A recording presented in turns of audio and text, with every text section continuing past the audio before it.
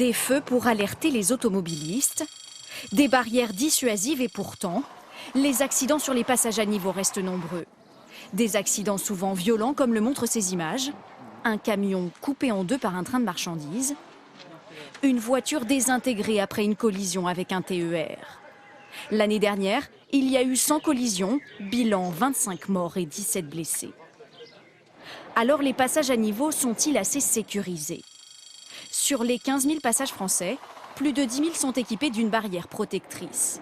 Les autres, près de 3 500, sont signalés par un stop ou un feu clignotant. Une signalisation qui ne suffit pas à dissuader certains automobilistes. Sur ces images, des voitures qui franchissent des barrières en train de s'abaisser, mais aussi des piétons et même des cyclistes qui bravent l'interdit lors du dernier Paris-Roubaix, quelques secondes avant le passage d'un TGV.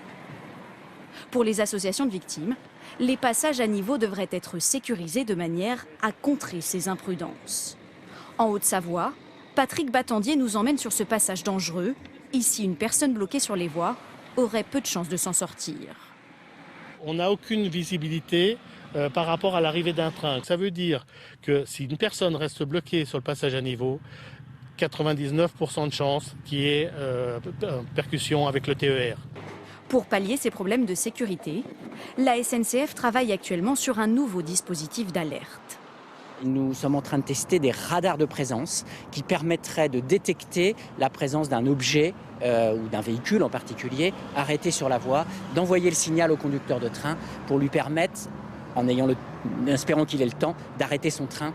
Le ministère des Transports a également répertorié 155 passages à niveau dangereux, des passages que la SNCF supprime au fur et à mesure et qui sont remplacés par des tunnels ou des ponts comme celui-ci.